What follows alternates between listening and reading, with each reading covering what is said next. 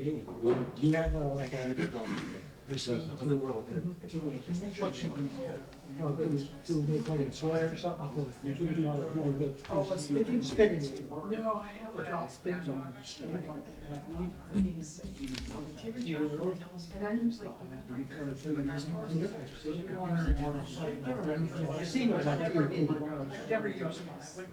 yeah, yeah. Everyone ready? Ready if you are.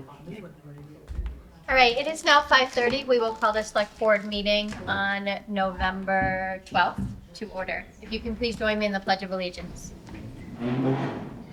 Pledge allegiance to the flag of the United States of America and to the republic for which it stands, one nation, under God, indivisible, with liberty and justice for all. Thank you. All right, so our first appointment is with the Veterans Memorial for an update. You guys want to come up?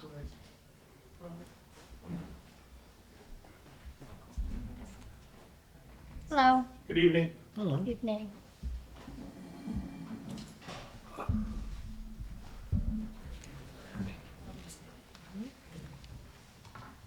So essentially, since Memorial Day, we did receive the 10,000 grant that Representative Mindy Dom had promised us at the ceremony.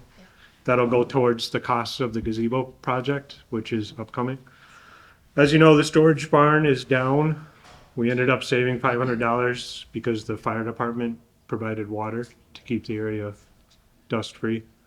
So that was good. The concrete step foundation was cut down even, and that ended up being free from Witch Concrete.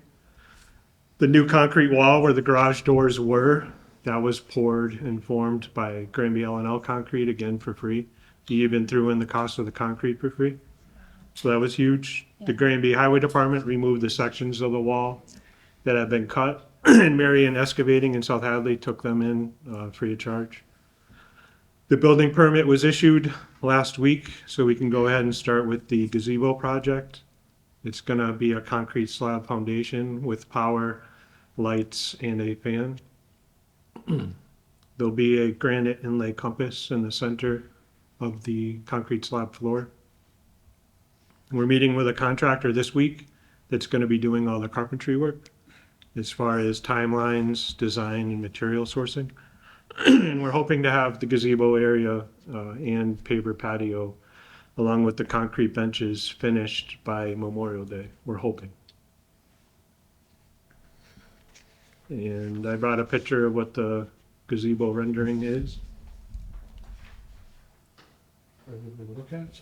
Very nice. Yeah. Nice. So you said a concrete pad, and then in the center will be a granite? Yep, in the center of the concrete pad will be a granite inlay, large compass. Very nice. Nice, very nice. It's gonna be facing or oriented along North Street. Okay. And the reason we cut the foundation down was as you pull up to the memorial, you can see right through it to the main part of the memorial. Today, the site was actually used by a Army colonel for his promotion ceremony. Oh, very nice. And there was about 30 people up there, all in uniform. It was really good. They enjoyed it. They loved the site. I've heard a lot of great things about the memorial itself. So that's been huge. I mean, it definitely looks beautiful from 202 when you're coming up upon it. Once the gazebo's done, I think it's gonna tie it in a little bit more. And then hopefully in the years to come, we can have the trail system done. And I think that's also gonna be a great addition overall. Lastly, the Memorial Committee would like to request that we maintain control over the Memorial Park area rather than it going to Parks and Rec or anybody else. And then what I mean by control is anything has to do with the general design, maintenance or additions to that area. We'd like to maintain control over that. So, sorry, designs, additions. And general maintenance. As far as when we go to add names to the plaque and Okay. things like that, we think that we're best suited for that role. But as far as like the mowing and stuff like that, maybe. We've been mowing the immediate area and Jeremy and town maintenance has been doing the rest and they actually helped us out right before the Veterans Day ceremony and cleaned up and did the fall cleanup, which is huge. They did a great job. Yeah. We like to do the immediate area and all the perennials just because it's something that we like to do and we put the whole park together and we enjoy working there. I definitely had a vision some time ago, and it's definitely, you know, what you, I think it's nicer than what people thought it was going to be. I mean, I don't think the pictures, you know, a couple of years ago did it justice to what it looks like today. Yeah. It's just very nice. Came out wonderful. Yeah, you guys did a great job. Thank you for everything that you guys are doing for the memorial and getting the gazebo up. And that's great that Mindy was able to secure that $10,000 for you guys. That's Yeah, awesome. that was huge. Yeah, Every little bit we'll take. yeah, absolutely. Thank you. Before Jason leaves, Jason and I were talking this morning about the tree lighting that we want to Yes. put up there. He feels that the existing pine tree that is up there behind the short wall along 202 is probably a tree that we could probably utilize instead of having to go out and buy one. So if you want, you'll have a electrical line run to the tree area, existing tree, so that we can start doing tree lightings there. So does that. Especially once the gazebo's up. The gazebo's actually quite large. What size is it? 24 by 30. And you can actually fit quite a few people under there. Again, it's gonna have power. If we ran the power all the way out to the tree, which is quite large, it'd start off with a great Christmas tree lighting.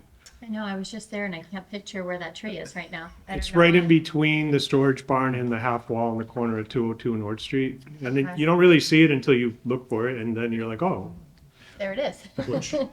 Which ironically enough, after we discussed the Christmas tree lighting the last time, I did see that tree. I said, oh, that might be good. So Yeah, that's great. that's just something I thought of, and then I did speak with Chris about it earlier today. so for this year, we would still have to purchase one until we get electrical power out there, or are you thinking about running an extension cord for now? I don't know, how quickly do you think the power could be? We're starting with the electrical first, so as far as getting power to that tree for this year, I think a long extension cord would have to do it for now. I don't think it's gonna be ready before Christmas. Yeah. Okay, And we were doing it on December 1st. Yes. Tree lighting on Sunday, so that's coming close. Yeah, How long of an extension cord? It is a nice tree. I think it's going to get as years Well- go on too. yeah, the closest one would be by the tank, and it's a good 250 to 300 feet. And then we'd have to cover it over the pavement area as well, just to make sure that it didn't get damaged. But I could also speak with Chad Cordier, who's our electrician, and see if we can make something happen.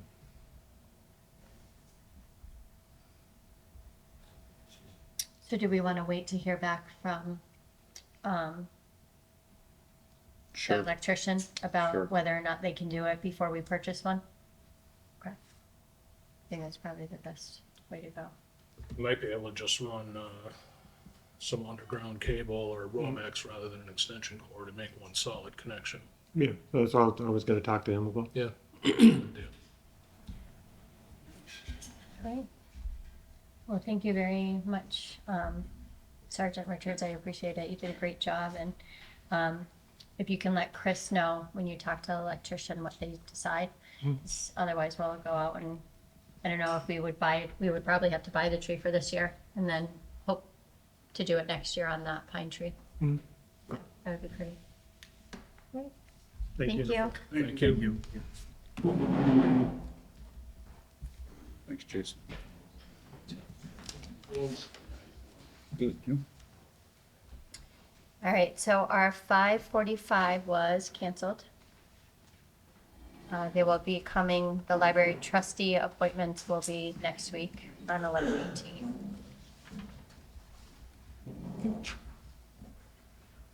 So we have 21 minutes before our next appointment. So we can start with citizen participation. Or do you want to do, okay. All right, so we have 4 people, sorry. So, just to remind everyone, it is a 3-minute, when you're addressing the board, it is for 3 minutes. So, just to honor everyone's time and because we have an appointment at 6, I'm going to ask that you stick to that 3 minutes. So Rich Demaraki, we'll have you come up first, please.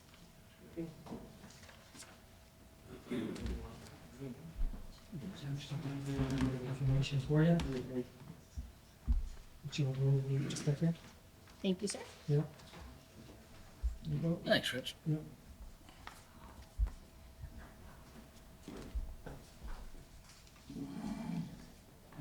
Rich Tamaraki, Basher Street. I just wanted to update the board on the recall bylaw for Granby. What's happening, there was a small hiccup in the procedure. If you look at the first page I gave you is Senate Bill 2444.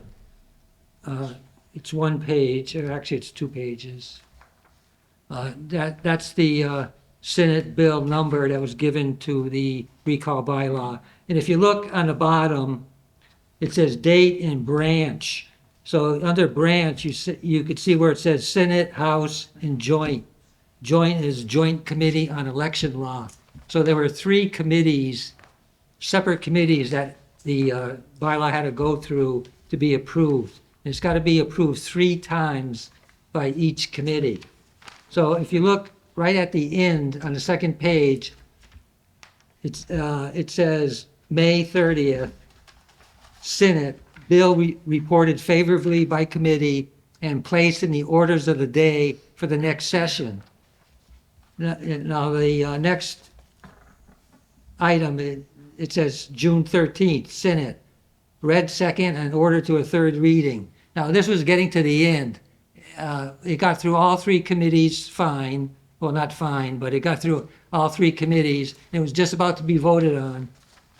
And the counsel for the Senate found something, but first, the second information I gave you is an actual copy of the bylaw where it says Senate number 2444, Commonwealth of Mass. So it's only like 3 pages, 3.5 pages. So you should read it at your leisure. That's the actual recall bylaw that will be approved. The last page is a email from Jennifer Pickering. She's the top aide to Senator Oliveira, and I talked to her several times, and I crossed out the top part because that is in reference to something else. The second part says, on the matter of the recall home rule petition, you requested an update on the status of the petition in the legislature. Our Senate counsel, that's the person I mentioned before, has sent us answers to our questions about the election law division's comments on the petition. Because she first told me that they may hold up our recall bylaw. They had one item that the Senate council brought up. Now, this is the important thing. It says, 1, if Granby is satisfied with the petition as is, without changes, then Senate council can move it to the next stage. Now, it's a very simple thing that he came up with. I just like to take a minute to explain it to you, what he found. He said there is a potential timing issue, but it can be avoided when scheduling the election. The issue is that the select board would schedule the recall election to be held between 64 and 90 days after the town clerk's certification of the petition. But they can't actually call for it until after the expiration of 7 calendar days from the date they notify the candidate who is the subject of the recall. So the whole issue is this 7 days.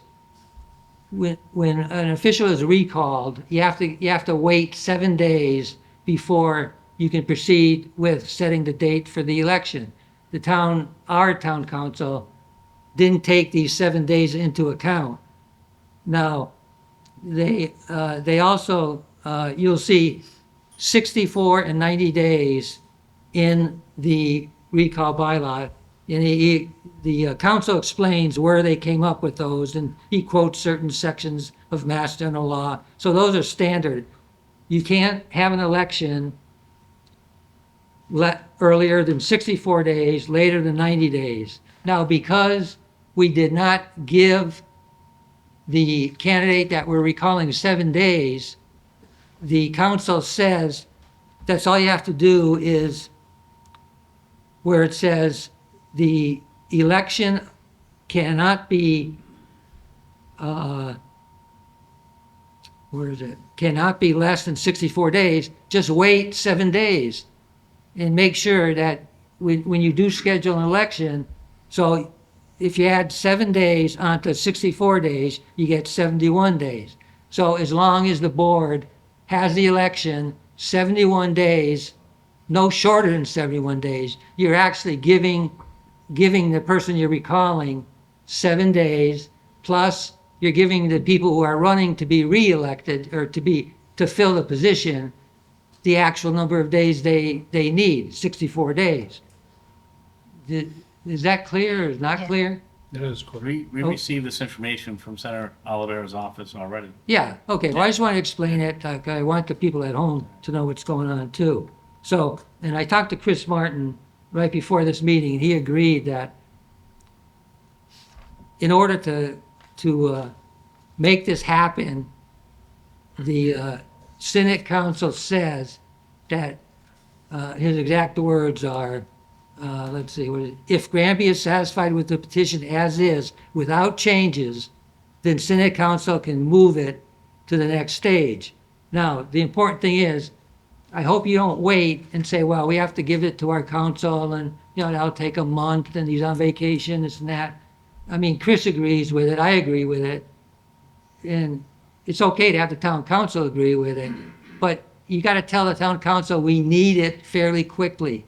Because if we wait too long, they're gonna take this recall bylaw and they're gonna put it at the end of the line. It's gotta start all over. Now, the town So- council, Just to save you some time, we are going to be discussing that today. That was part of our correspondence. yeah, So we are discussing the recall bylaw tonight. okay, good, Yeah. good. Okay, so that's all I had to say, Thank you. All yeah. right, next is Susan Lambert.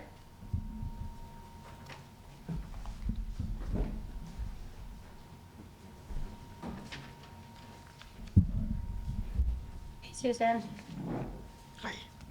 Susan Lambert, 308 Bachelor Street. I come to you today as a concerned citizen of this town. I thought it important to observe the business practice of the wine house or lack thereof, and the leniency showed by the town involving violations by Jim Trumke. I have no ill will towards Jim, just fairness for all residents of town. Seeing as the gravel mining operation on Trumke property may be in my corner of town, without being specific, I have great concerns how that operation will be handled, and if any issues or problems arise, how they will be addressed or allowed to continue. The history of gravel pit monitoring has been minimal or non-existent. I say this because there is no file in the town records in reference to the gravel pit business. This is of great concern to me and the residents of my neighborhood. In fact, this should be a concern for the residents of town as to how all issues are handled. Thank you for the opportunity to speak. Thank you, Susan. Thank you.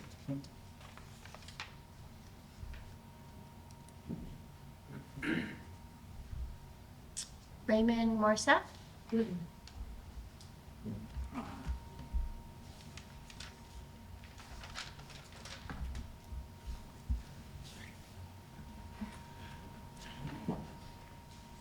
Good evening. Good evening. My name is Ray Morissette. I live at 17 East Street, across from the Winehouse Winery. Because of my current health issues, I am no longer able to be the spokesperson in the area. The group has decided, which I think that's the appointment you're talking about, Ms. Jay Joyce will be taking over my role for the group in the area. I will mention, though, that the noise and the traffic that has been a problem for my wife Carol and I since the winery has started. And that's about what I want you to know, is that Jay Joyce is going to, because I'm the abutter, and he's just going to say the facts, and I'm going to be here. At the end, I have some statements to make to back up some of the stuff that he has that I experienced, if you know what I'm saying. Just conversations with the people, not hearsay. I spoke to them, and I wasn't told what is happening at this point. It was a lot sugared up, put it that way, you know? So I'm, right now at this point, I gotta wait till Jay's here. Is that who has the appointment? Yep. Thank you. Thank you for listening to me. I appreciate it. You're welcome. Thank you. Is Mile Wakawayak here? Mile Wakawayak? No. Okay.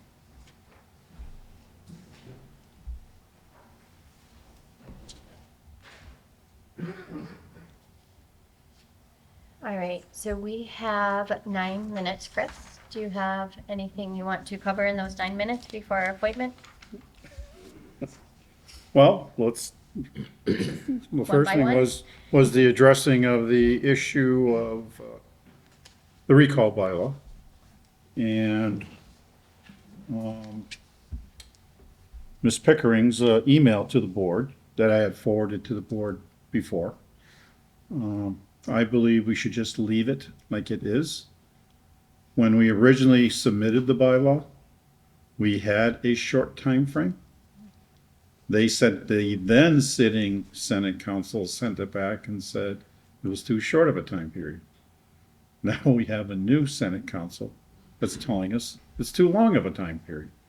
I'd rather give us more time to be able to properly perform a recall vote than to change the bylaw again to a short period of time. So on my recommendation is the board inform Ms. Pickering that we want to leave the bylaw as written. And we do leave a window too. So it's 64 to 90 days. So if we send it back with the 7 days added to that and say 71 days, then we could possibly get it sent back to us. Whereas Yes. this way, the 71 days falls within our window anyways. Yes, it does. I think that's the best thing to do. Well, this is going on Yeah. Well, 3 2 years years. now, maybe? It's 2 years. 2 years. And that we made the changes based on the recommendation from the last Senate. That was, and then again, we have changes that they wish us to make, but I think we go forward with it. Okay. You know, we, So I will email her tomorrow morning and let her know that we want to leave the language as written. do you need a vote on that? Or? I prefer a vote, yes. I will make a motion to leave the recall bylaw as written with the 71-day, 64. I'm sorry, 64-day minimum. Plus the sit, go ahead, I'm sorry. are you done? Yes, I don't want to second you. no, go ahead. I'll second the motion. Any further discussion? All in favor? Aye. Aye. Aye.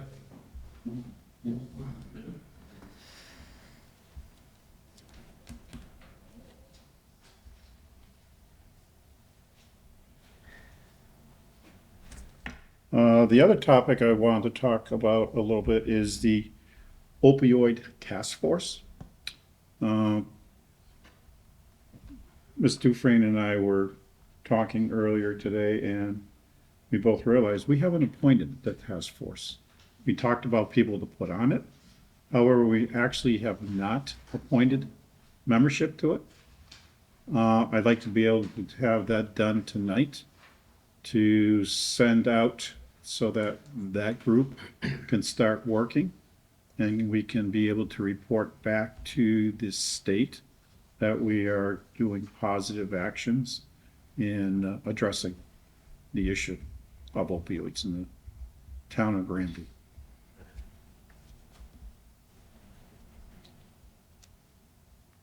Do you want me to tell them who we came up with? So on. Hold on 1 second. Here we go. So for the task force, Susan Knightley and I met, and we came up with a list of people that we thought were the main people in the town that would have knowledge of opioid use and could help us in the task force. So we have Chief O'Grady from the police department, Tyler Yvonne, Deputy Director of the fire department, Sarah Bearden, school guidance counselor, Charlene Corza, school social worker, Dave Mendoza, the veteran service officer, Officer Gilly, the school resource officer, Susan Knightley as a citizen in the town of Granby, and myself as an ex officio member. So I would be a non-voting member, but I would assist the task force for the money that we received in the settlement on how best to help the citizens of Granby. So those are the people that we would like to appoint tonight. I will make a motion to appoint the names on the list that Crystal just read off, excuse me, for the opioid task force.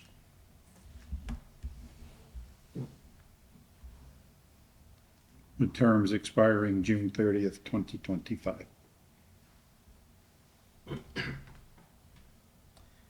I guess before I second this, what are their experience? Does anybody talk to them? So the way Chris and I were thinking to do this is to invite them to join the task force, and if they don't want to, they can decline, and then we can look for other people. We were looking at the schools because a lot of students struggle with opioid addiction. We were also looking at the police department and the fire department because they respond to a lot of the 911 calls in town, so they would have experience with it. The opioid task force is not just about it's about getting the information out there to the citizens, which Susan Knightley is very educated in. She had come in front of the board a couple times about her experience. She works with Tapestry a lot too.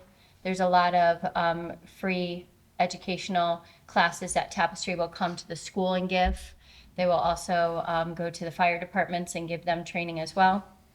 And they have test strips that you can use now and test certain substances. So we just felt like they had the experience needed, or at least the experience with the community needed to lead the task force. It's the way we saw it. And that's just a list that we kind of came up together, and we also looked at other towns and who they are inviting to their task force, and they had a similar amount of people. But we were trying to keep it at a number of 7, which is why I would be a non-voting member. And the reason we wanted the veteran service officer, because he would be able to deal with service members who may have the issue after being released from service. Yep. I'm fine with So that was our thinking. No, that's a good thought process. Just want to make sure that we have people that are educated in that area. It's an important piece and is a sensitive area as well. So I'll second the motion for those individuals to be appointed.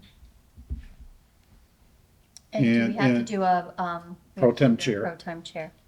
And I would probably like to have maybe Miss Knightley be the Yeah. pro tem chair. Do you need a motion for that? Yeah, we would need a motion for her to do the well, we can finish this one first to appoint and then do the pro time chair afterwards. So any further discussion on the members of the task force? All in favor? Aye. Aye. All right, now I'll take the motion for Susan I will Knightley. make another motion that Susan Knightley be the pro tem chair for the opioid committee, Task force. task force, I'm sorry. I'll second the motion. Any further discussion? All in favor? Aye. All right, and that brings us to 6 o'clock right now, it just turned, so, Just with regards to, I think in the future, we should probably talk to people before we gonna appoint them and see if they want to be part of it. Seems like we're kind of doing it So- backwards.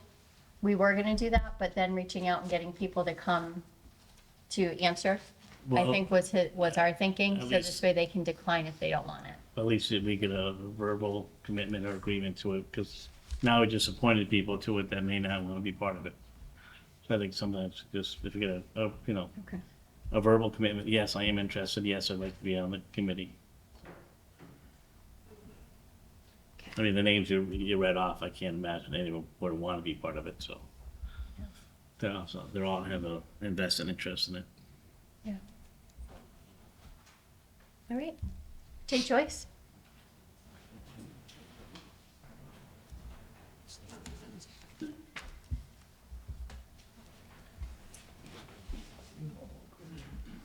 Okay.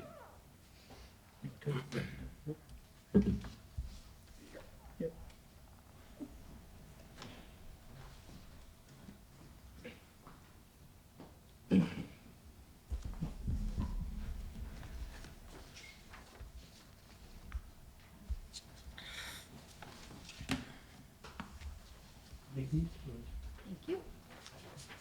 Thank you. Thank you, Jay, good to see you.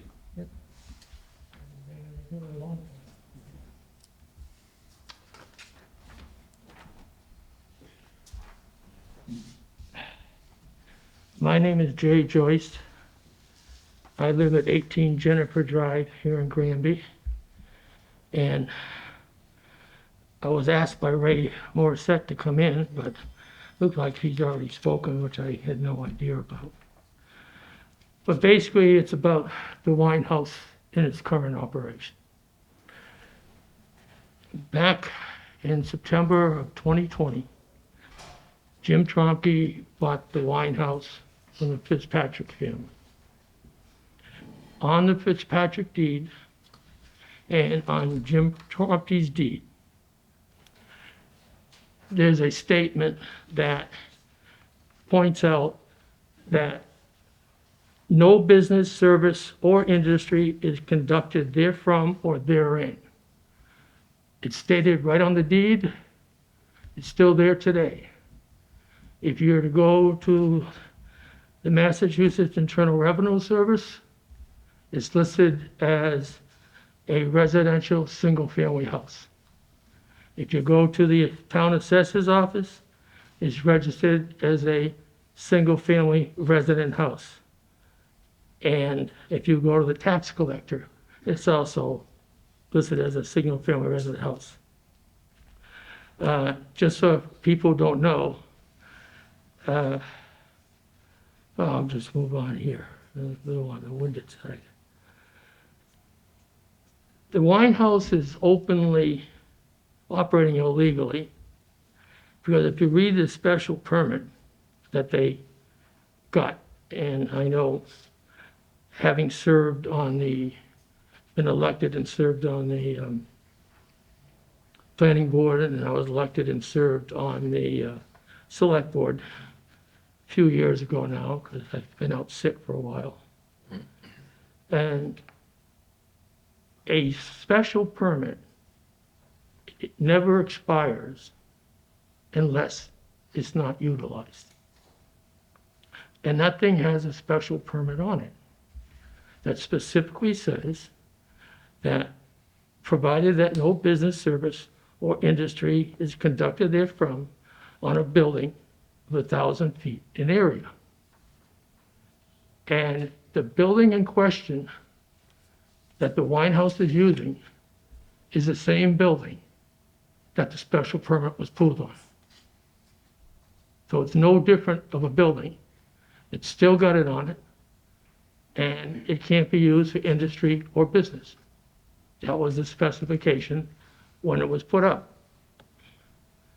Now, the wine house is operating a pouring and tap room out of that original storage and equipment building, which is a violation of the special permit. In the meantime, they've obtained a wine pouring license, a wine house common vic license, a beer license, and an entertainment license. Those, according to Granby zoning bylaws for residential, are not authorized. And nobody can change a bylaw, except some cases the Board of Health, but we're talking the zoning right now. In the bottom line of the whole thing, the permits should never have been issued in the first place. But I think it was a lack of understanding on the select board that didn't know this information. Now this information has come to light. And I have it all here in my bag, it's either in the computer or the written documentation if somebody wants to see it. But I don't think you really want to go through all that tonight. So I'll just give you the highlights. If you want me to come back, I'll come back. That's up to you. The licenses for the wine house are coming up. I know when I was on the select board, we used to address them on the first Monday in December for the next calendar year. So that's getting close. When we pointed that out to Jim Tromke, it took about a month. He came back, well, I'm a farm. I'm not a business no more. I'm a farm. If you look at the Massachusetts General Law, Chapter 48, Section 3, he's not a farm. If you talk to the, again, Massachusetts Internal Revenue Service, the Granby Tax Assessor's Office, and the Granby Assessor's Office, it's not a farm. He's never applied for a farm or anything, and the current status of it is, it doesn't meet the criteria of the Massachusetts General Law. One of the major things under what he's quoting, 48, Section 3, it says a minimum of 25% of the product produced on the grounds of the wine house has to be from that land. And it also says, in Granby bylaws, the next 25% has to come from Granby. But if you read the state, it says it can come from Massachusetts. Then the rest of the stuff that's sold there can come from somewhere else in Massachusetts. So with that being said, if you look at the 27 September town reminder, they clearly state in an interview they have no grapes. The plants they have out front are for advertising and decorations. I know when they came before you, because I have in my pocket a copy of all the videotapes when they came from you before, you were all misled. You were told that they were going to grow hops, they were going to grow this, they were going to brew the beer, they're going to do all this stuff. And you issued them the license. But if you look at what is going on,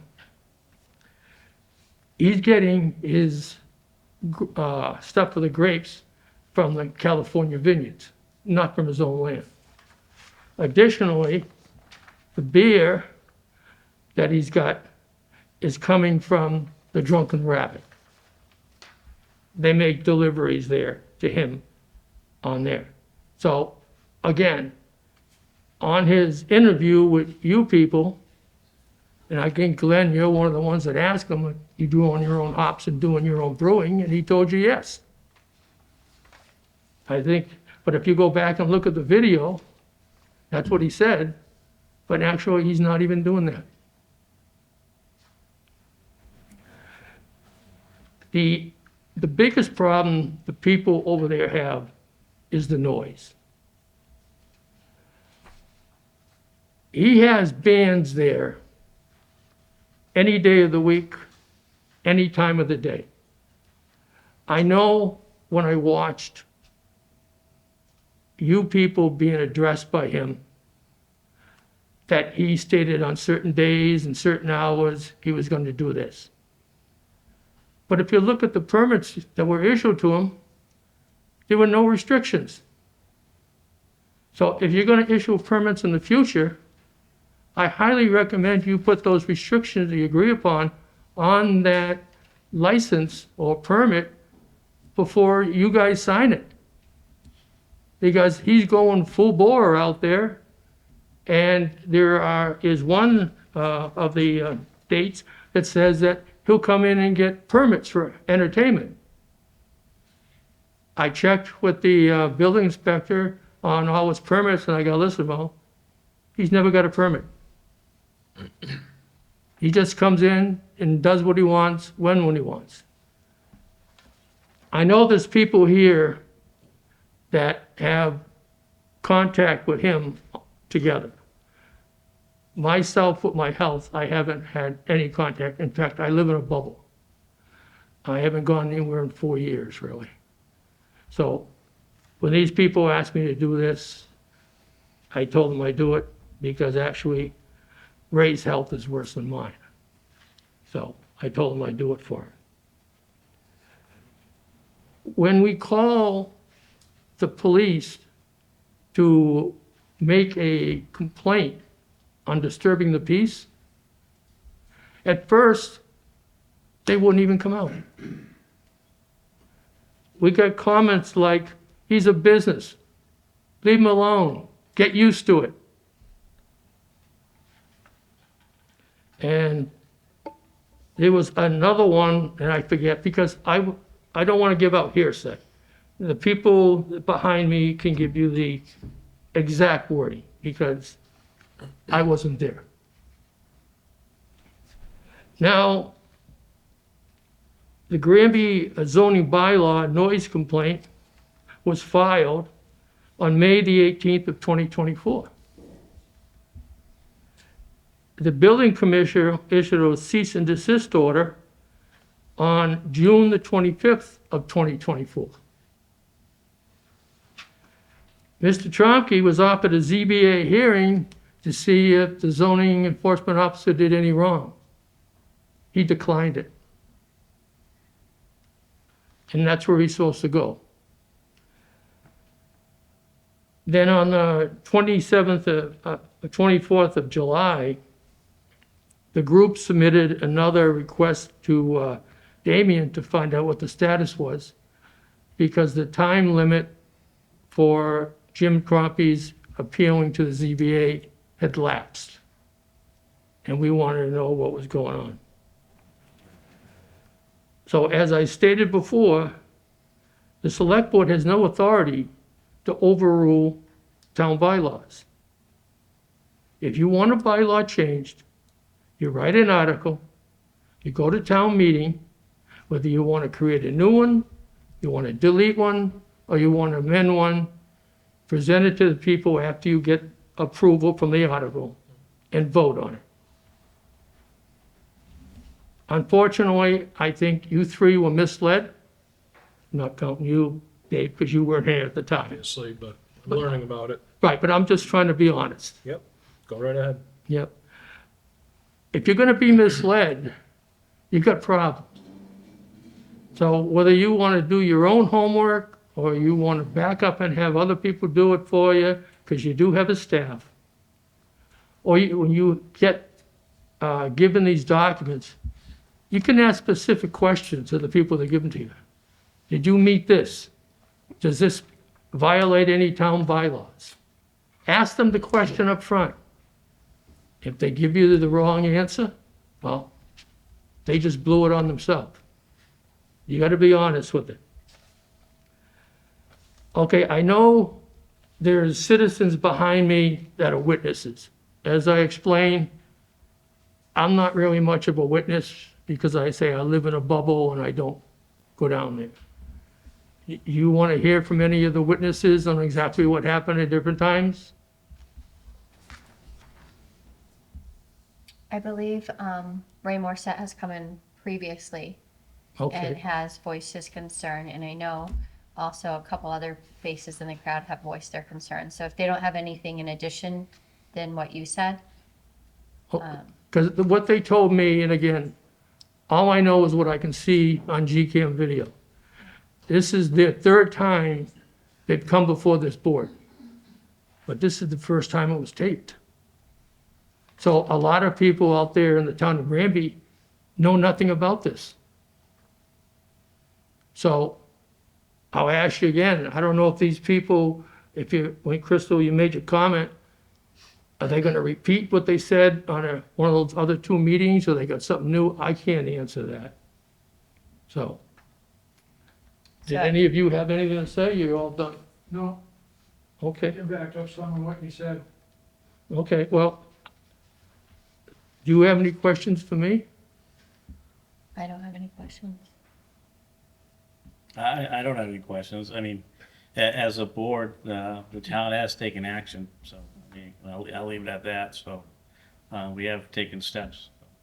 Well, we would like to know when this is gonna resolve, because the new licenses are coming up very shortly.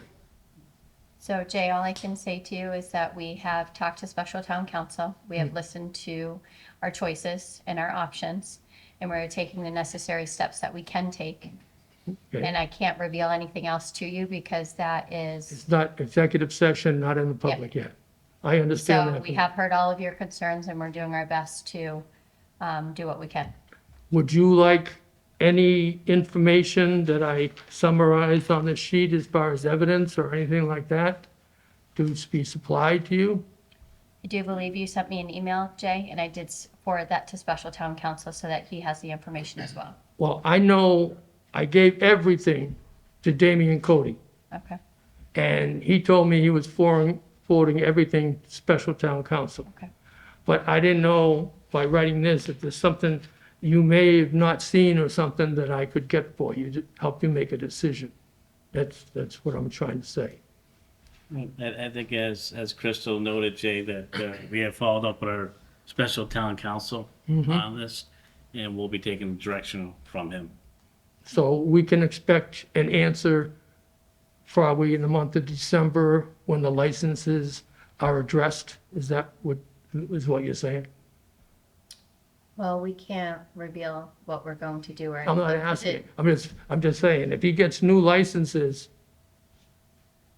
then the Attorney General gets involved. We've already talked to them. Okay. The simple reason is he had no authority to issue those licenses. And we don't want to do that. All of us love Granby, and we don't want to put out Granby's dirty laundry out there. So we would prefer to resolve it here in our own town, in our own time. But if it can't get resolved, then the people that live around there, is about 40 families that signed the original thing, are going to have to do what they're going to do. And Jay, the message is loud and clear. Okay, But as Crystal said too, yeah. we reached out to our special town council. Mm-hmm.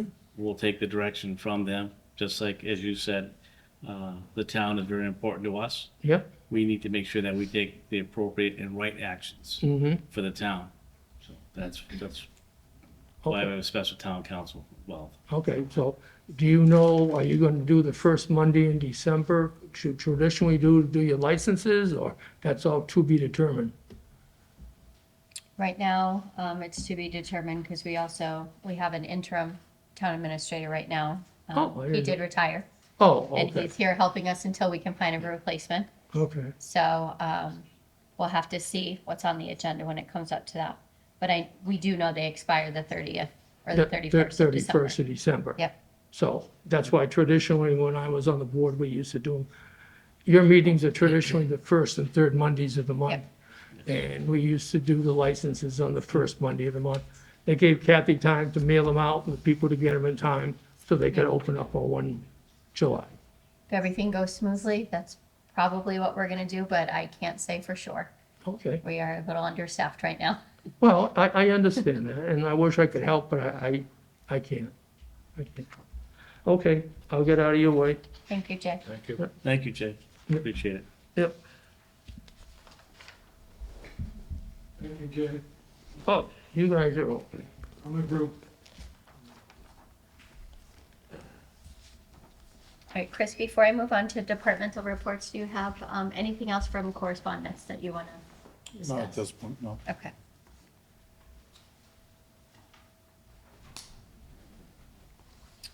All right, so we will move on next. But before, it's not correspondence, Okay, but there is two items. Yep. Okay. First one is, we did have a full-time police officer resign from the police department. okay. Is the board willing to accept that individual's resignation? And then authorize the police chief to advertise the vacant position and move forward with convening the selection police advisory council to interview candidates for filling that vacancy. Yeah, I think that's the next thing to do. I agree. We have to Okay. fill the position, and she has resigned. So, motion to accept her resignation is what we're doing. Yeah, please. I will make a motion to accept the resignation Of Kendall Hill. of Manning. Kendall Hill from the police department. I'll second the motion. Any further discussion? No discussion.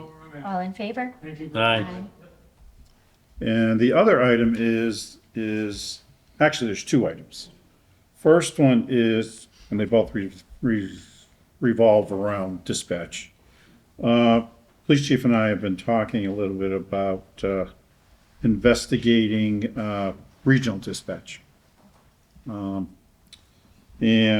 we'd like permission from the board to send a letter of interest out to the state to conduct a study to see if regional dispatch would be a viable option for the town to approach.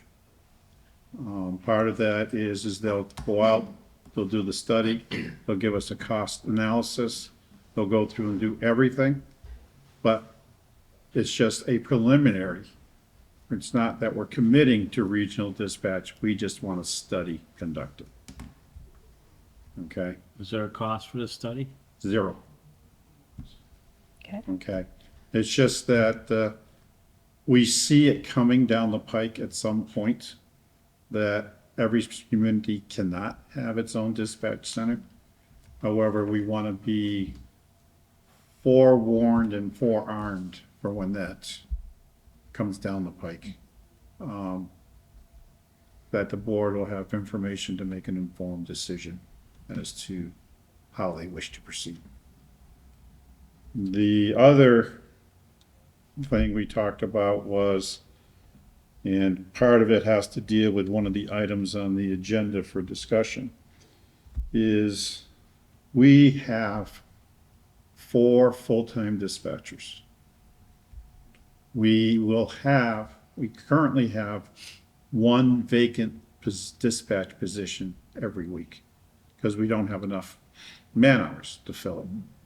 We'd like to proceed with looking at hiring a part-time dispatcher to fill that position and to assist in potentially being able to fill other shifts when people need to take personal time off.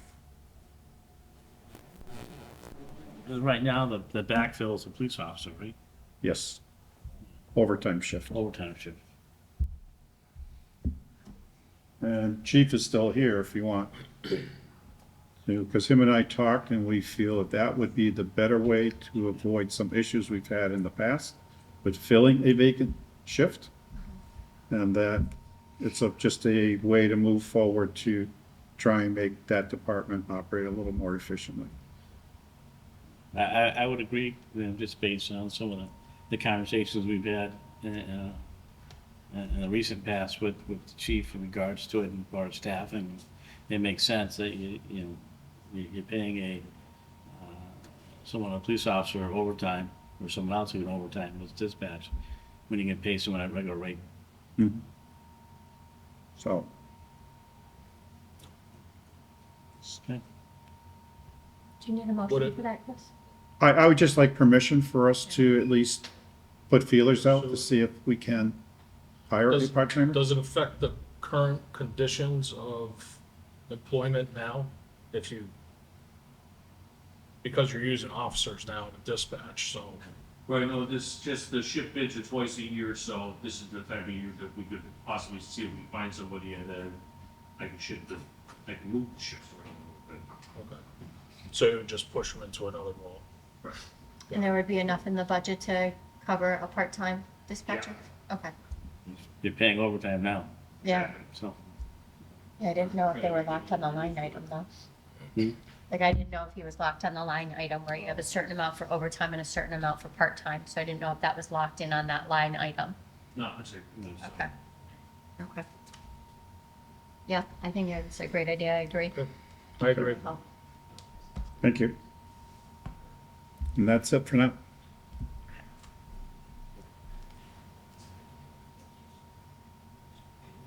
All right, so to honor, the union's time, can we move 7 up? Yep. Okay, so why don't we move 7 up for the IBPO Local 321 contract to approve and sign the amendment?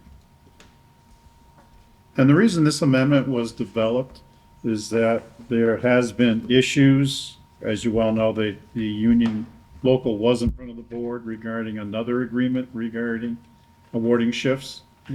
And as part of the discussions we talked about, and it revolved a lot around dispatch shifts. And that one shift, I believe it's Saturday mornings, Saturday shift. that doesn't have a dispatcher assigned to it. And it seems that it's being classified as a patrol shift and not a dispatch shift.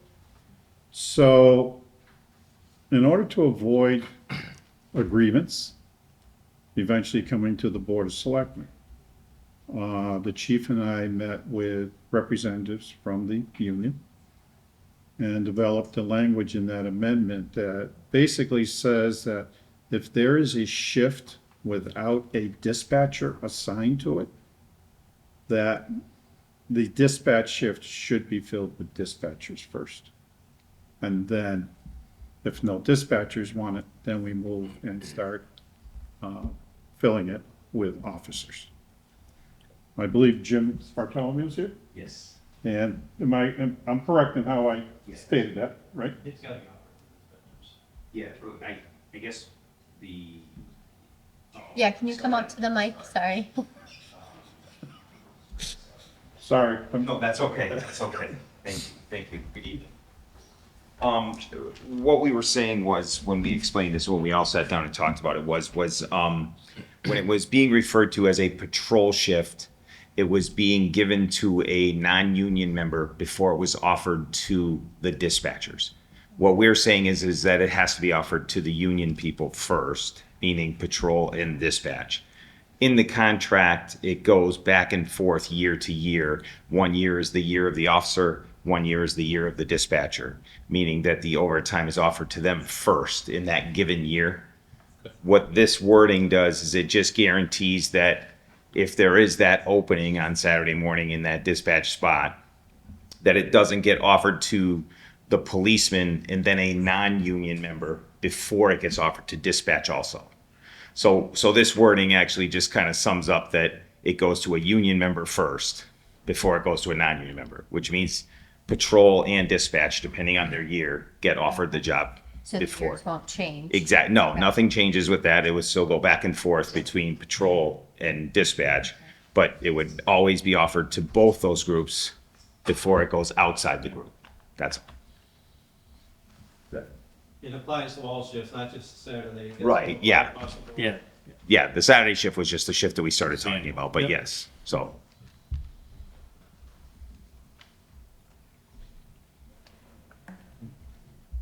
Do you want him to make a motion and read it and then make Read a it. motion? I would like you to read it. Yep. take your vote on it, and if you approve it, please sign the document. This agreement is to amend the language in the IBPO Local 321 contract by inserting the following language in Article 7, Hours of Work, Section 2.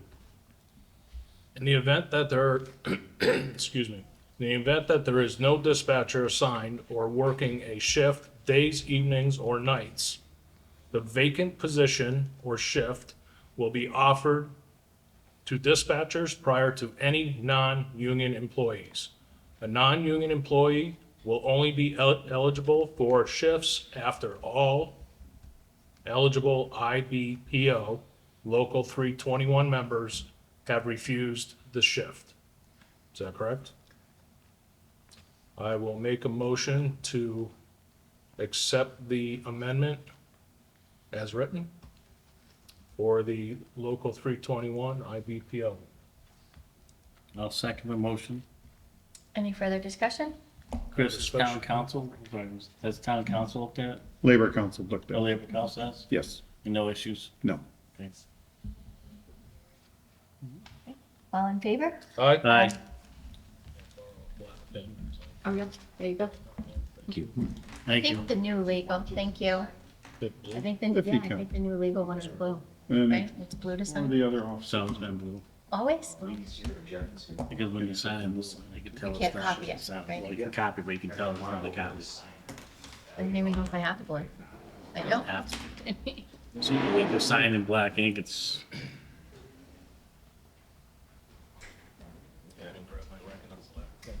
you can tell nowadays from copies, it's just about the feeling. You guys need a pen? Got one?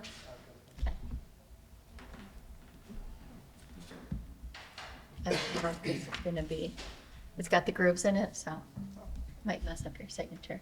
You wanna use that as cushion. Gotcha.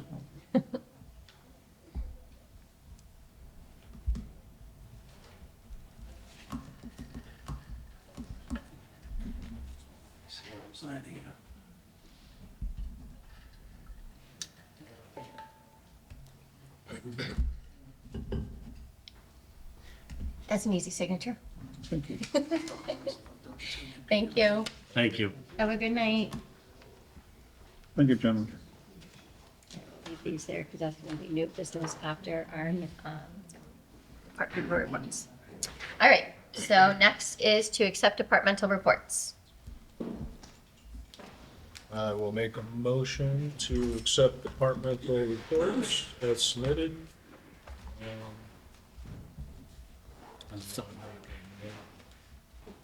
I'll second the motion. Any further discussion? No discussion? There was 1 minute from Jeremy Carrier, Building Maintenance, on October 21st, 2024. I think he meant to say a pressure sensor, so that was just an edit. So Chris, if we can just have him change that. And then next time, so this one stays out, right? Or do You we can just, approve, you can approve it with the change? with the change, and then we can just make sure we put it in there so you can verify that the change Okay. was made. Perfect. So that was the only thing I saw. Lots of happenings. It was a book, it was a novel. It was. No, it's been a few weeks too, so. So, all in favor? Aye. Aye. Aye. And I didn't know if this is something that the board would be interested in, but I know we haven't had the meeting for a while because we had the special town meeting, so we haven't had our regular meeting. Is there, if the board members agree, do you guys, like, these are supposed to be weekly reports and we haven't gotten them for almost a month. So is there, well, we haven't gotten these until we get them right before our meeting, right? So, but if they're supposed to be weekly reports and we're supposed to be knowing what's happening in town, we're getting them 3 weeks, sometimes later, depending on when our meeting is. So I don't know how the other board members feel, but I would like to get these weekly if possible. Or maybe, Yeah, they can be forwarded to you okay, by email.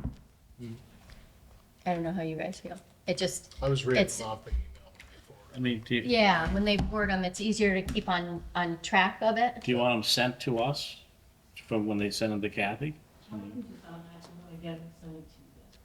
Yeah, So when we're not waiting for Kathy to forward to us, we get directly from them. Oh. So Well, we you know want what day them, to send. you want you included in the email stream. Yes, I mean, we actually know what day it was sent. Oh, we could do that. I didn't know whatever's easier for, Well, I think it's just one less step. For her, yeah. Kathy, to worry Yeah. about getting everybody to forwarding to us. that's true. Yeah, they can add That's a us good to their idea. list and then. But some of them don't send it by email. Oh, they bring them to you. They bring it to me. Okay. I would email them to Those you'd have to, yes, Kathy. I guess Kathy, whatever would be easiest for you, if you want to keep it all in that one email, and that's like the departmental reports. Yeah. Or if you want them to send it to us, either way. It'll make it easier when we don't have a meeting for a while, we don't have, Mm. as much reading. All right. Approve and sign maintenance warrants. Well, hang on a sec. Yep. Why can't they, each department send them to us by email? me. If they don't, when they come in and drop off their bills or payroll, that's when they hand it to me. I understand that, but why can't we require them to send it to us? They're typing it out. It's just a matter of attaching it and sending it. I'm just trying to save you a step, Kathy, and it'll get to us sooner. Well, it's the same step every day. I just put them in, when I get them, I make a copy of them, put aside for you, and then I save it in my pile for stuff, so I can just, as soon as I get it, just automatically send it to you. Huh? I'm fine either way. I'm just making suggestions, that's all. Sometimes they forget, so I'll just, Okay. Don't upset the apple cart, please. Sometimes that's my job. All right. So approve and sign maintenance warrants is next.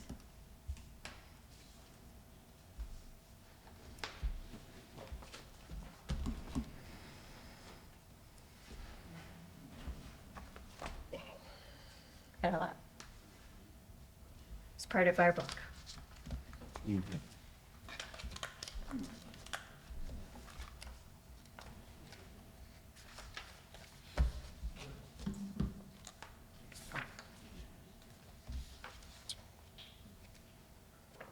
Yeah, we'll make a motion.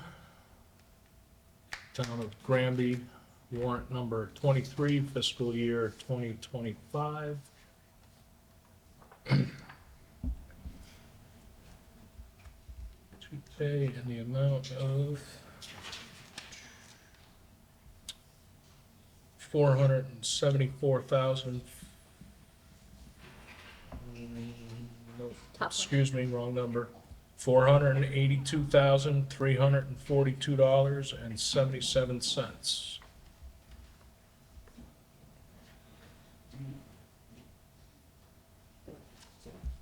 I'll second the motion. And this was a payroll warrant, just to be clear. And I will abstain from the teachers and the select board salary. Any further discussion? No discussion. All in favor? Aye. Dave and I have voted on necessity for the select board salaries. But yeah, Crystal.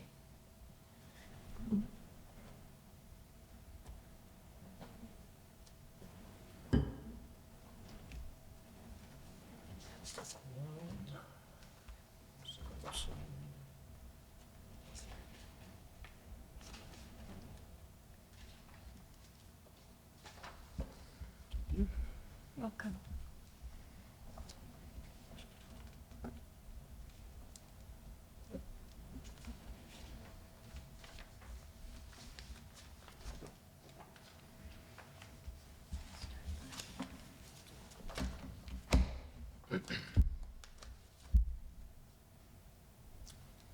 Make a motion, Town of Granby authorize for payment, warrant number 24, dated 10/11/24, for fiscal year 25, in the sum of $124,648.26.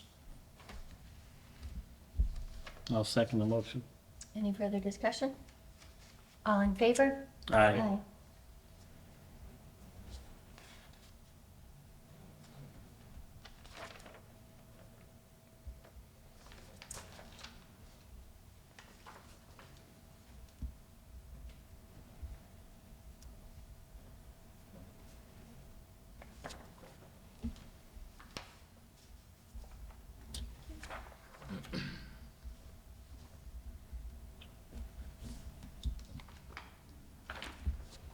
Make a motion, Town of Granby authorized for payment, warrant number 25S dated 10/18/2024 for fiscal year 25 in the sum of $203,963.93.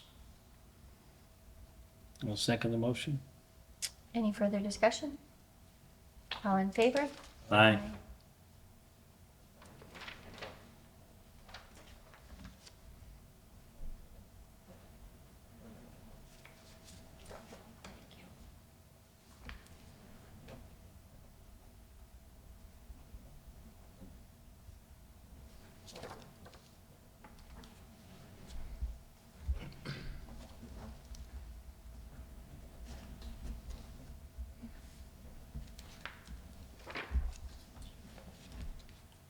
Make a motion, the Town of Granby authorized for payment, warrant number 25 dated 10/18/2024 with a total disbursement for warrant 25 is $250,502.99.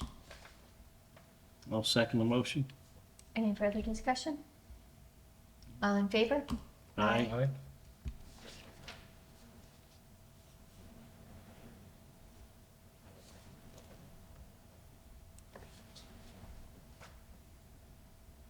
Sorry. No, that's okay. My bad.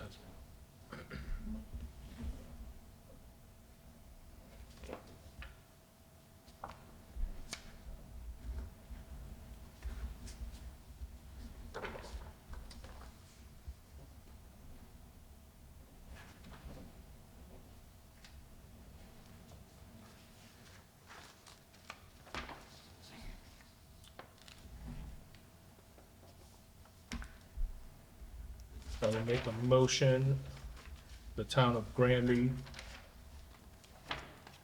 warrant number 26, payroll account summary, dated 10/23/2024 for fiscal year 25. I'll second the motion. Just gotta do the math. Sorry. Thank Not doing big anything. It's the last page on the payroll, Alex. I'm always looking for it. In the sum of $484,913.59. you. I'll second the motion. Any further discussion? I will abstain from teacher and select board salary. All in favor? Aye. Aye. And David, no vote on necessity for the select board salary. Agreed. Thank you.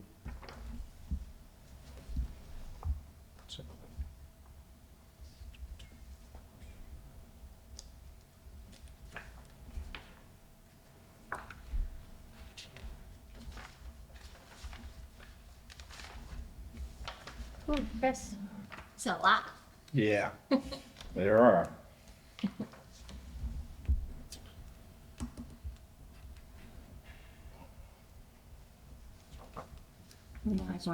It's been a while since we I met. know.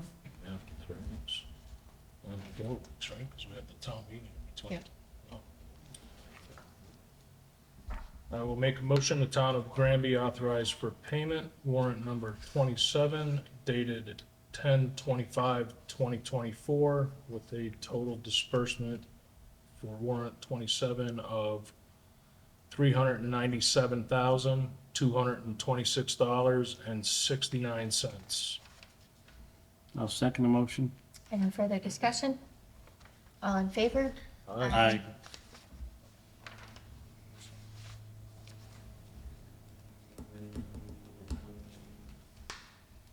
Thank you. 27. Yep. Thank you. That was just double check. you.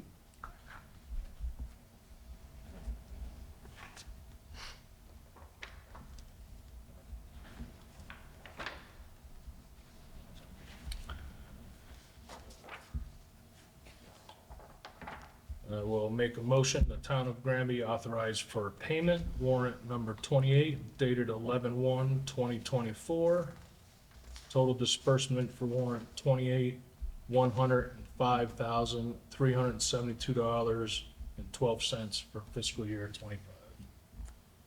I'll second the motion. Any further discussion? Discussion. Chris, I just had a question about Attorney August. Was Yes. he able to do the cable contract? Because I know that was in our correspondence and it's coming up, or it's nearing the end. Yes, it is nearing the end. Okay. He did send a reminder out to the Comcast representative that it is coming to a close or getting close to expired, and asked her to please expedite her review of our proposed. Okay. So he's already done the proposal. It's in their court now, basically. It's in their court, waiting for Okay. her to comment and get back to us. Okay. Thank you. Right. All in favor? Aye.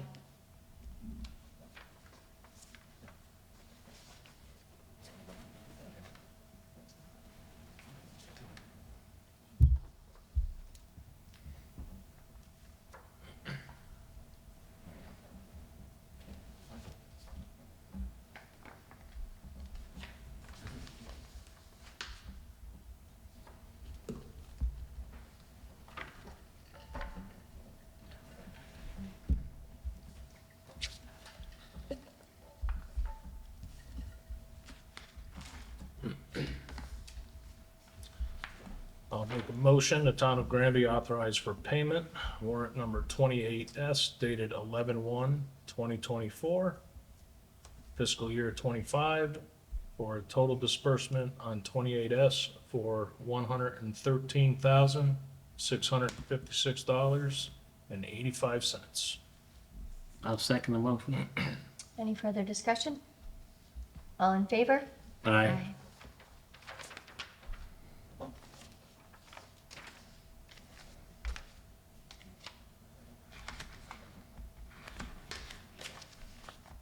Thank you.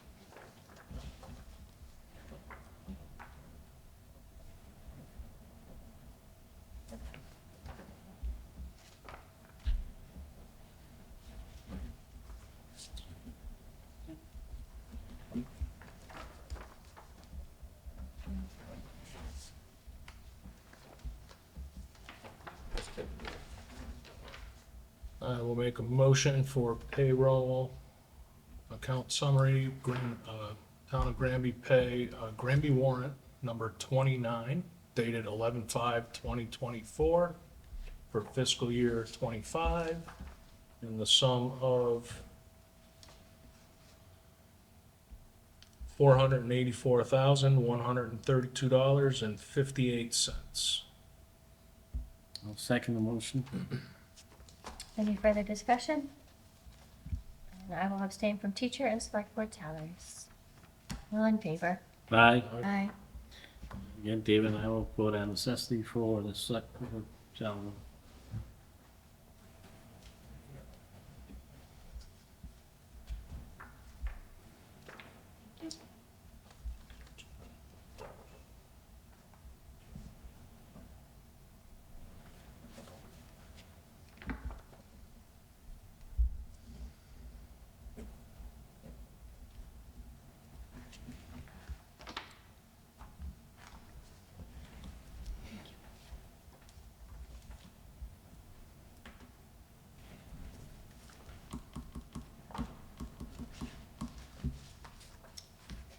Chris, was warrant 30 not in here? Hmm? Warrant 30 is not in here? I had a copy of it in my paperwork, and it was in our. Kathy must have it up top then. Oh, Okay, yeah, actually, I have it too. yeah, I'd have to ask Kathy. okay. So we want to just move on? Don't worry about it. We Okay, can- we'll just do it. Yeah, because we have a meeting on Monday, so Yes. just save this for Monday's meeting. Yep. Spent a lot of money there. Yeah. Good.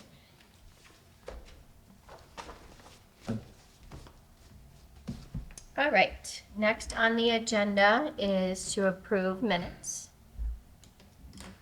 which we do have one.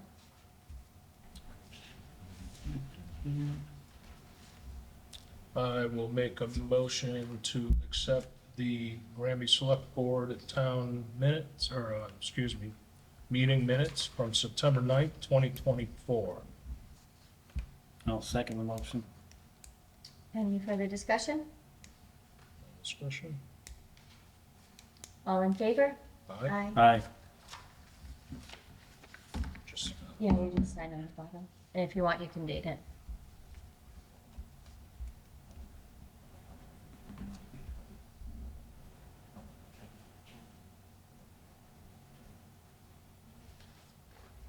Thank you.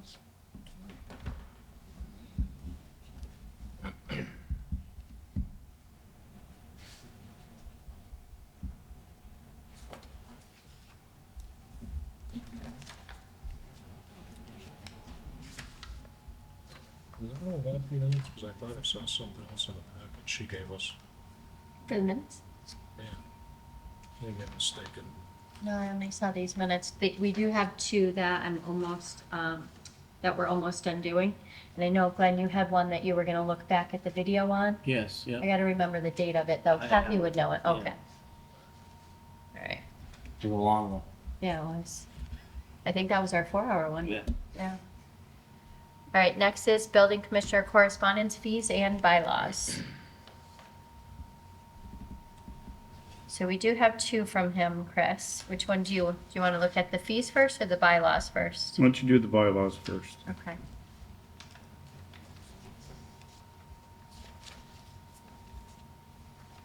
So is this something that the planning board is doing right now, though, currently, with Ken Comia? Don't know, Okay. but I would like to, if the board is willing to entertain those proposed changes, that we forward it to the planning board for their consideration and answer back to the select board. Do you want me to read it out loud for the people at home, or? You can, or just do a synopsis.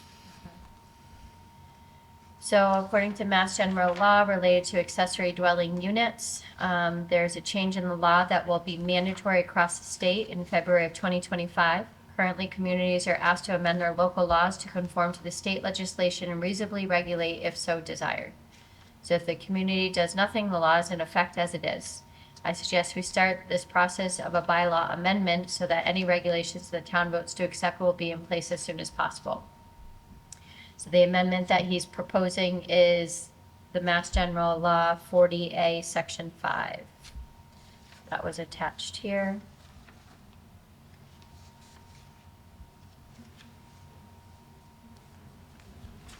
So basically adopting a definition of what an accessory dwelling unit is.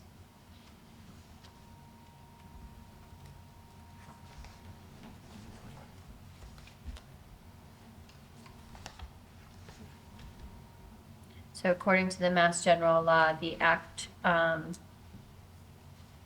will be that the accessory dwelling units are as of right for every city and town. So they no longer would have to be part of the, or Mass General Law would supersede our bylaw, right? Yes. Correct. Okay.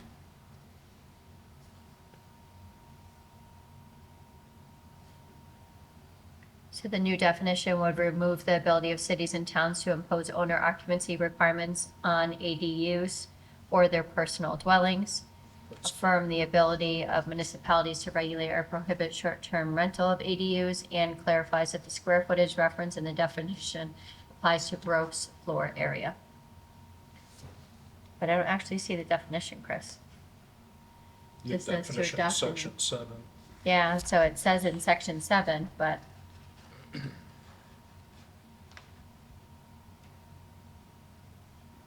Section 7 of the act replaces the definition of Yeah. accessory dwelling unit found in General Law 48, okay. specifically the act of those three classifications is how I understand that.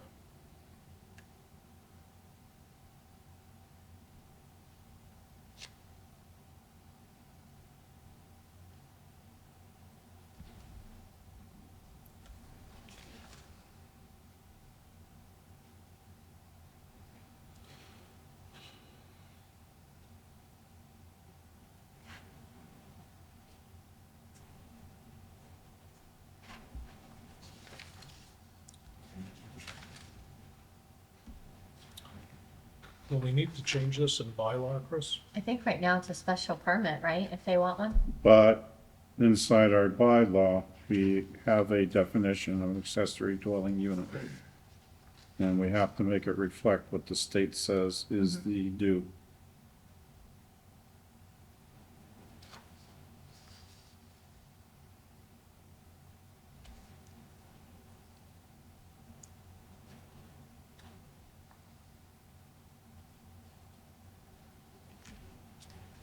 I mean, it makes sense, Chris. We have to follow Mass General Law, and it's gonna go into effect on, you said in February of 2025? Yes.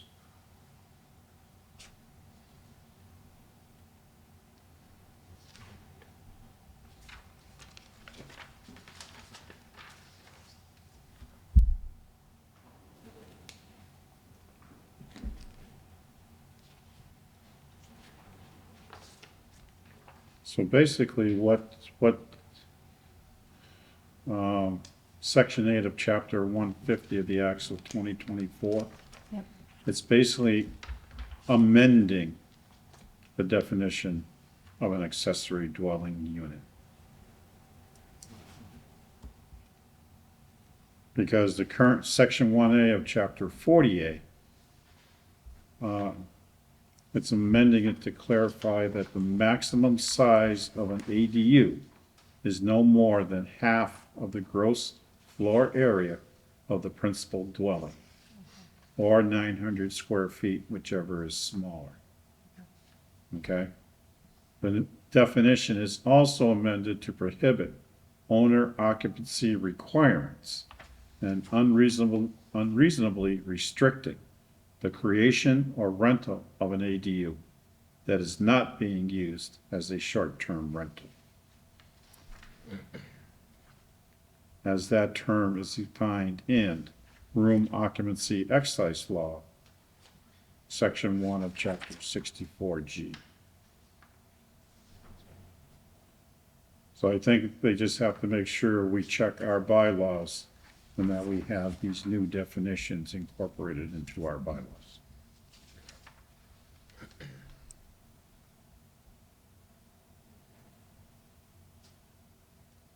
So as I was asking you, Chris, this would go to the planning board? Yes. So if the board agrees with these changes that the building commissioner is requesting, we should forward them to the planning board for their consideration.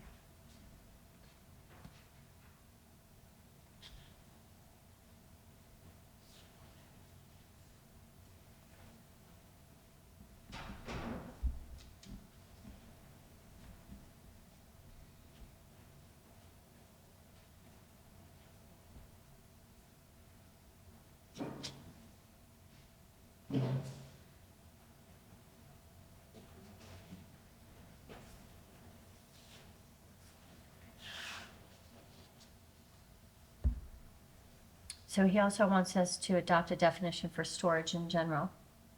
Yes. So that's something that he wants to do at a later time, because it says that he can meet for it, yeah. I would Or say, just- I would say send them all to the planning board Okay. and let them decide if they wish to delay on one of them. Because it sounds like both of them are going to go into effect in February. Right, but, Okay.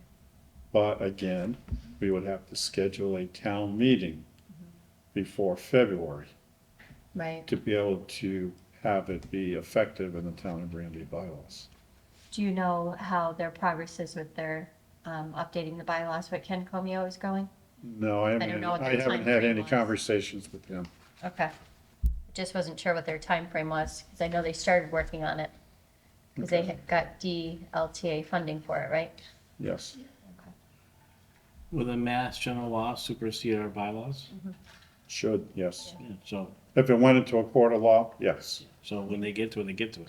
Not to say, but I don't want to say it that way, but I wouldn't rush to get it, trying to get this done by February. Well, there is another thing that is cropping up with the EPA regarding stormwater bylaws.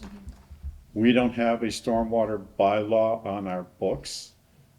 They are saying, they're actually giving us some time to try and put one together. We have one that was written about 3 years ago. We just need to update it. But we should bring that in front of town meeting too. So I'm saying if we're gonna do a special town meeting, we can just do it regarding bylaw changes only. I was gonna say, because we also have to revisit the dog The dog bylaw. bylaw, since it got, we'll have to have another bylaw here. I'm saying, February 2nd, right around the corner. I know it is, with holidays and I everything. and stuff, so- know it is. That's what I'm saying, we can act on it, but It's- I wouldn't say we have to get in there before February 2nd. That's fine with me. We- I'll be gone by then, so that's okay. The last conversation that I had with Damien, he stated that the Mass General Law is going to go into effect, and Yep. then people will be able to do what they want to do with ADUs regardless. Well, but only according to the Mass General Law, they can't go. Correct, yeah. but he's, from what I understood, he said that that would supersede the bylaw. Yeah. So, Right, so, Well, any Mass General Law supersedes our yeah, bylaw. so, so then we just have to make changes to ours and adopt it. Right, but like Glenn's saying, like if February's right around the corner, Agreed. no matter what, the Mass General Law is gonna supersede it, so we don't have to spend $5,000 to have a special town meeting unless we have enough to put into that meeting. well, I'd want to have everything, all the Yeah. necessary changes to the bylaws, if that's gonna be the case. Right. Forward. Instead of piecemealing it, Right. and, yeah. So doing it in June. So yes, I agree, Chris, I think we should send this to the planning board and see what progress they can make before February. Yeah. You guys agree? Yeah. All right, Chris, permit fees. Is this just like what it's costs everywhere else? Filing fees and everything, or? He is just, every now and then, the building commissioner comes in with proposed changes to a fee schedule. A lot of times, the board will have the commissioner come in front of the board and justify if there's a large increase. Does he have the current one listed there? Yeah, he has what he wants, what it's now, and then what he wants to change it to, and one of them's cheaper So, by but, $75. No, it's not. It says decrease in temporary structures from 150 to 75, but it's for 30 days. Right. But so they're not that's- gonna have the oh, so it was 150 for the temporary structure for however long they want it up? Right, no. So there's no deadline? For a temporary structure, really? Well, it depends on what the permit says, so if the permit, it's usually within a year, you have to finish the building. no, what it is currently, we only charge a flat rate of $150 for a temporary structure. What he's recommending is it be $75 every 30 days. So if you're a private venue who So, has this yeah. pent up, If For you have a 3 temporary months. structure up for Okay. 60 days, it'll be 150. It's up 90 days, Right. it'll be 225. okay. That's what he's talking about there, instead of a flat fee.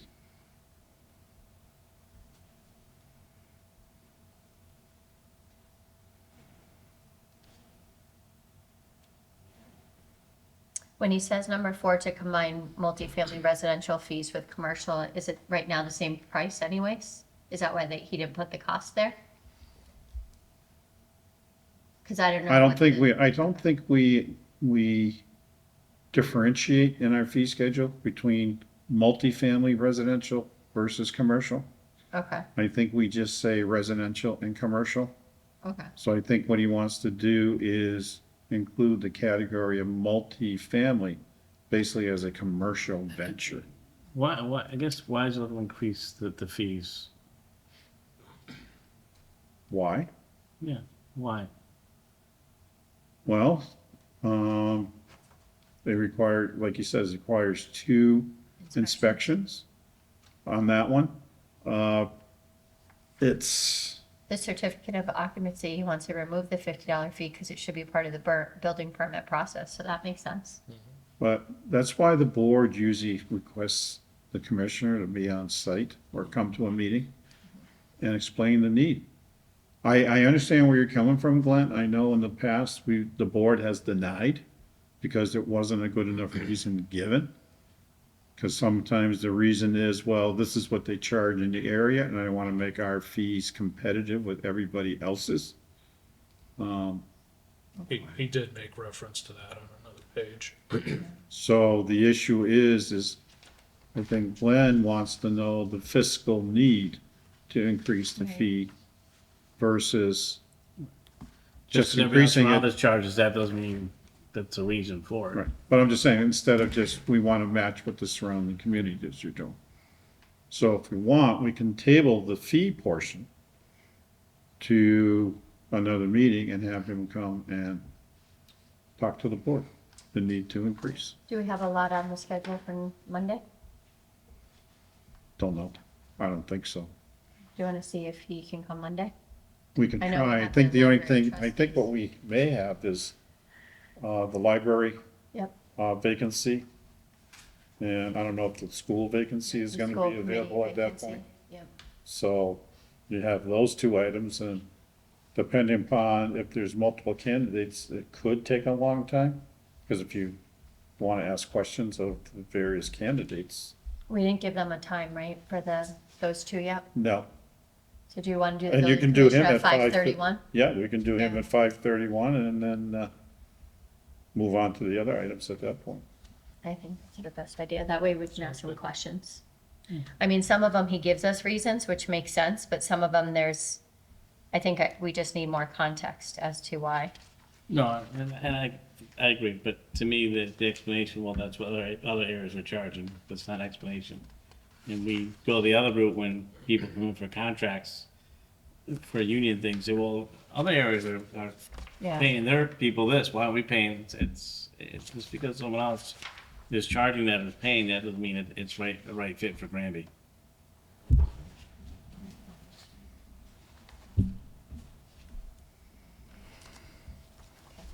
I think that's a good idea, Chris.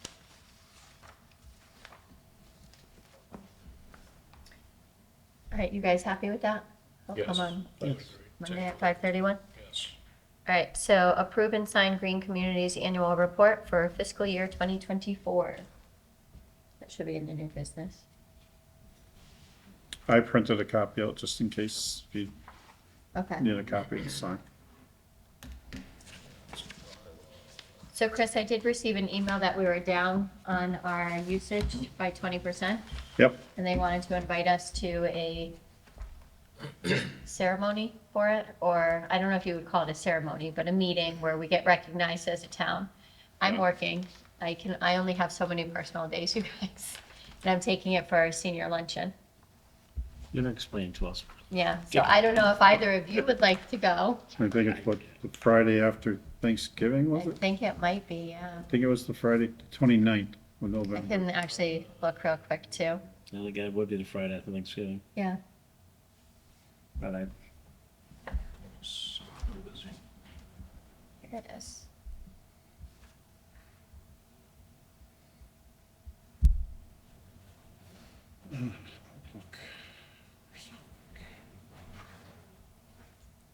yeah, it's hard for me to commit to that. Green.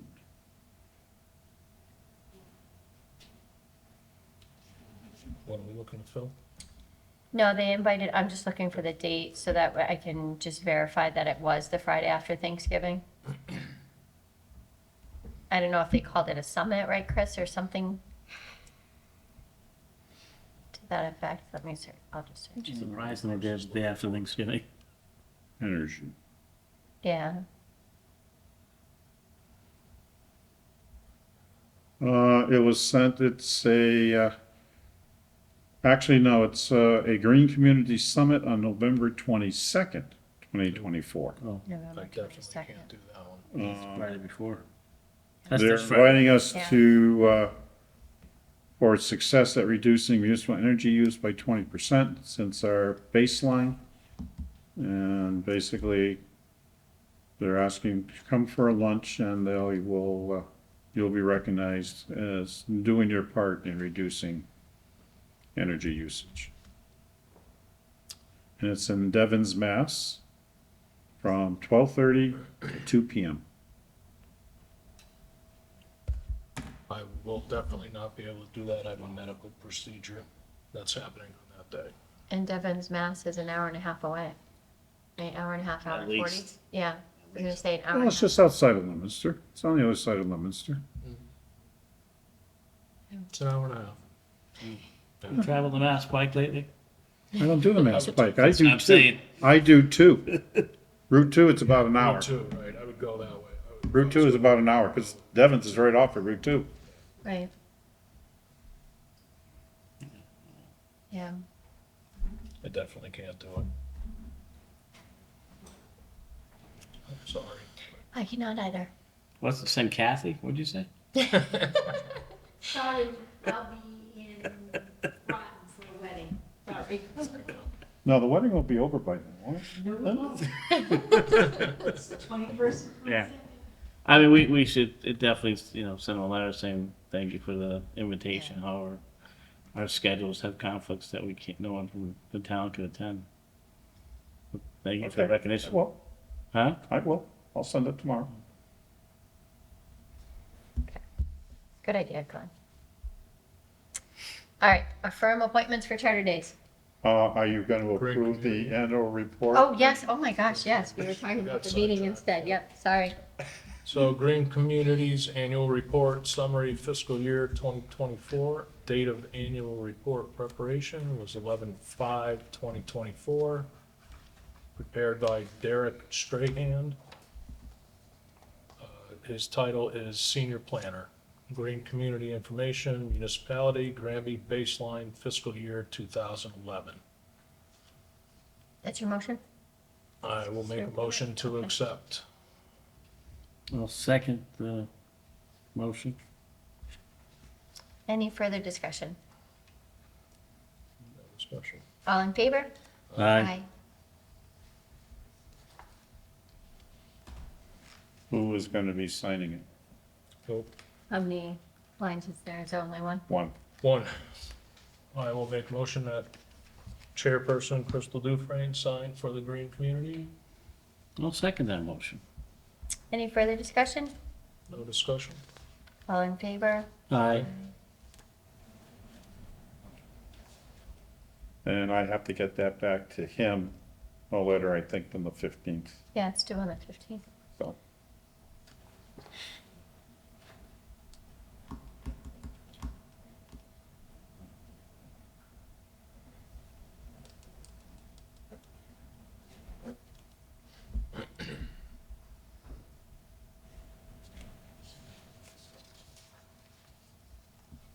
For the title, Chris, can I just write chair, or Chair. am I supposed to write chair, select board? just right chair. All right, so now we can move on to affirm appointments for charter days. Is Martin still on it? Because I thought he got. Brian Carillon declined, right? And then Martin LaLiberty also declined, so there should be a list of other members there that has to be on the committee. Okay, so the rest of the names I assume would be, or is there a separate list? Just read it all.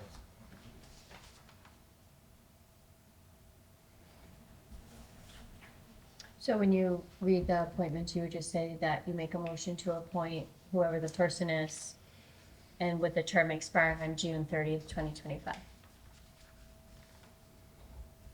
Give you charter date. Yeah, they should have the names right there, yeah. So- So they're all, No, these are the ones that are currently on there, I'm sorry. but these Okay. ones are the ones, sorry, Okay. yeah, so these ones are the ones that declined, Yep. and the other But ones they're do already want to be on current. it, yeah. That's where I'm confused, my apologies. So those are the the new members. Okay, I will make a motion to accept the new members for Granby Charter Days, and just read their names. Yep. Randy Gobbin, Kim Kibbe, Stacy Lombardino, Glenn Durham,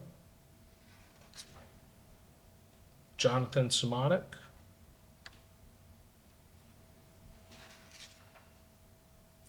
Susan Knightley.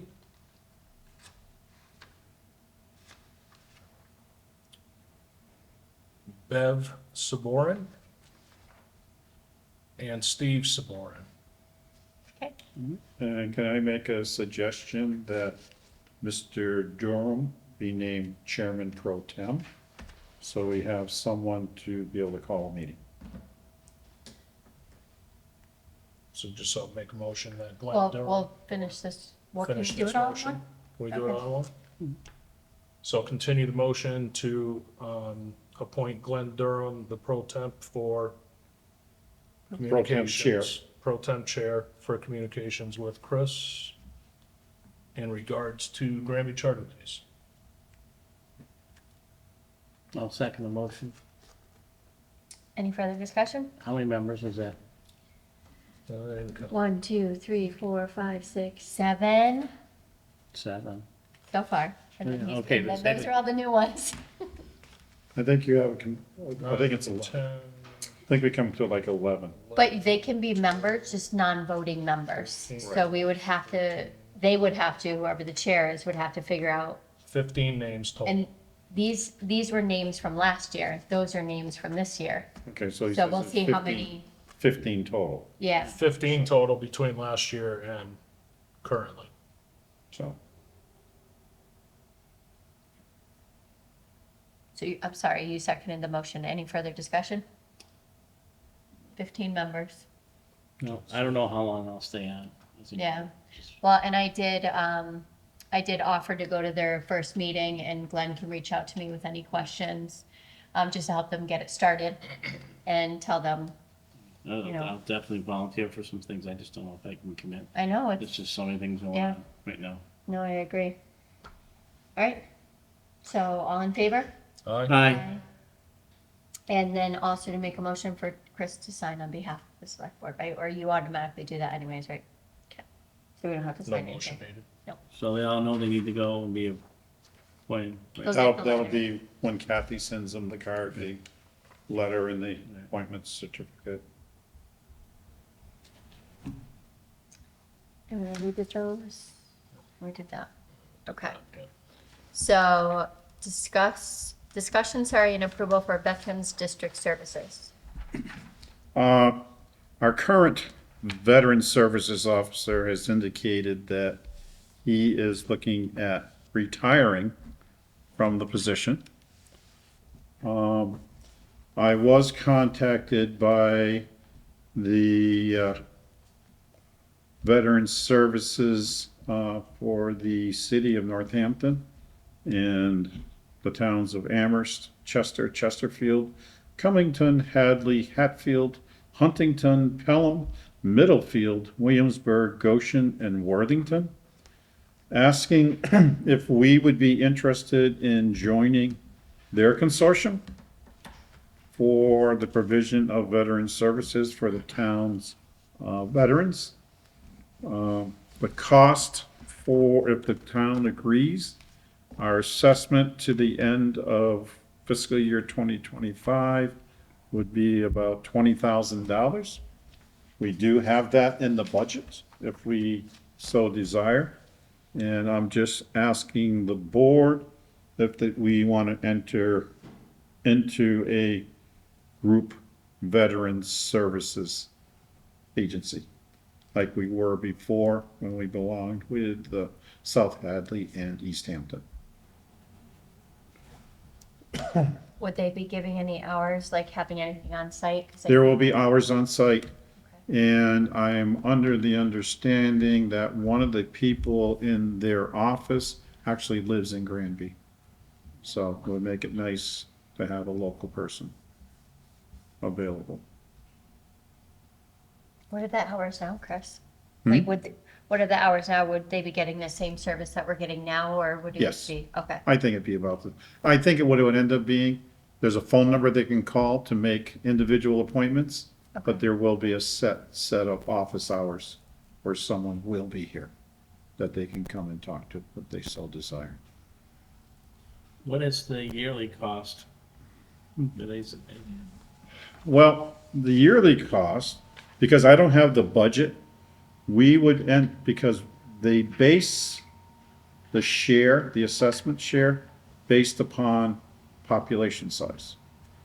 Based upon our population with the other communities that currently are members of this group, we would be 8% of the budget, 8.22% of the budget. So that could be, let's see, the current fee is 300 and, current operating budget is 359,000. So, 10% is 35,000. right, and we budget 33,000 for Right, I'm- services now, so. Plus the fact is we don't have to keep trying to find somebody. You belong to the group, the district, and it's much easier to be able to continue providing services. Well, it's a bigger network, Yes, services as well. As far as, having people that can contact and things like that, so. yes. Because I think since John O'Connor has left, I think we've gone through 4 Yeah. agents. So, it's just, sometimes it gets harder and harder. They want to come in and they want to do it out of the goodness of their heart and trying to take care of the veterans. But then they find out that sometimes it's a little more daunting than what they expected it to be, Well, it's time consuming. You need the time. so. So if you don't have a problem, I'll get in touch with the district, if the board approves it, and let them know that, yes, we are interested in joining. And what's the name of the district, Chris? Would that be, I know it was a Veteran Services Agency, but you started off with Northampton, so I Well, don't know. it's through, it's called the Veteran Services Intermunicipal Agreement. Intermunicipal agreement, okay. Um, Did I get that in an email? Oh, is this in here? This is- Okay, okay. I don't think they really give themselves a name. Well, Veteran Services Intermunicipal Agreement is fine. And then it has all the towns listed underneath it. Oh, they're called the Central Hampshire Veterans Services District.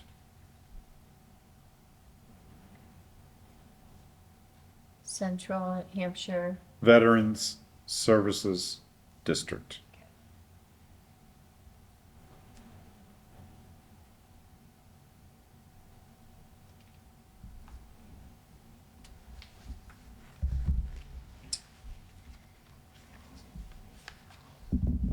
right?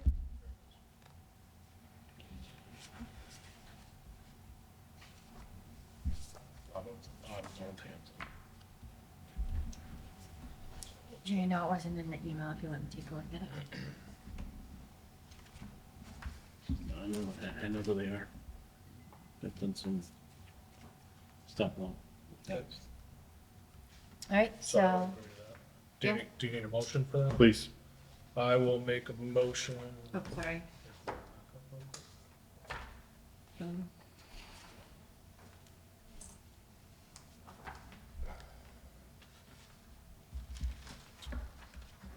I will make a motion to allow Chris to reach out to the Veteran Services Intermunicipal, Central Hampshire, excuse me, yep. I had it. the Central Hampshire County Veterans Services District. Thank you. I will make a motion for Central Hampshire Vet Services District, for Chris to reach out to them to possibly join their group. I'll second the motion. Any further discussion? Do we know when Dave Mendoza is going to be leaving us? No, he hasn't So really he's willing to indicated. stay on until we can Yes. find a replacement? Okay. Yes. All right. All in favor? Aye. Aye. All right, last one on new business is Parks Department. That was the board discussion. So I know, Jim Petrus, thank you, had come in and talked to us about it, and I know we kind of tabled it until we had somewhere to put them, because we don't have don't have anywhere to put them and they're not in the budget yet. So I think while it's budget season, we need to keep this on our radar and see if this is something that we can fund. And then I guess my thing was too, is they made it very clear that GAA is staying. So what would be the Parks Department's responsibility? And I know we talked about this before a little bit more, but, Well, I think it's, instead of having, we used to have a oversight committee for the parks. so this would be in place of that. It would be in place of that. We'd have someone that would, basically, the Parks Department would be a department, that's all. And you'd have someone responsible for things that take place in the parks, and upkeep is being done. So that doesn't fall under Jeremy currently. Well, Well, right now, He he maintains them. maintains it right now. Right. So essentially, he's already kind of in that position, more or less, to me. Well, he's considered public buildings Yeah. maintenance, So all but around, he is doing all the mowing right. all over the place. I mean, and there's things that we can look at too, as far as, you know, with Jeremy too. And we decide what his responsibilities are. So we can, you know, add that to his responsibilities, but also look at, giving him another staff member. But also, he only has one supervisor. What's that? He should only have one supervisor, Who? Jeremy. He only would have one supervisor. Hmm? He only would have one supervisor. Well, what happens sometimes is when someone becomes a department head and it's said that Jeremy is maintaining the parks, they will then feel that they can direct him as to what he needs to do continually. Where Who would feel that they could? we've run into that. We have a Parks Department, they will. We've run into that. When we had shared services with the school, we found that it didn't work out that well because supposedly the position was supposed to report to the superintendent of schools and myself, but it ended up being the principals were always out there trying to tell them what to do. Then the business manager was trying to tell them what to do. Then, you know what I'm saying? It's just, it snowballs. Everybody says, well, it's my building. I have the right to tell them what I want done. No, it has to be in place that the supervisor is the town administrator, and if they want things done, they inform the town administrator, or we go through a work order system type of thing, Makes sense to me. okay? Yeah, But absolutely. that would have to be spelled out if you create this department. Because we ran into problems in the past where former members of the Parks Oversight Committee felt they could call up Jeremy and tell him what to do at that park and when to do it. I mean, it's easy enough for us to put a protocol in place. Right, but I'm just saying is we just have to keep that in the back of the minds because people think that once they become in charge of the parks, that they have the right to tell people what to do and when to do it. Okay? Not considering that they have other job responsibilities too. That's all I'm saying. I'm just trying to put that out there. Well, no one has the right to tell the town employee what to do. Oh, they do though. Well, but they don't, but to my point is that they work for the town and they take the directives from the supervisor who works for the town. So, you know, if someone wants something done, and it's redirect them, to your point, Chris, is that you need to speak to the town administrator if you want me to do something.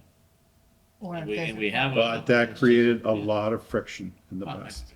I'm just saying, it creates friction. I get it, but without, you know, protocols in place and things to do stuff, then, you know, we can't let chaos happen. And we cannot do something because we're worried about what may happen. People need to follow our policy and our protocol to what we want to do, so. And I agree, but it has to be known up front. That's what the protocol is.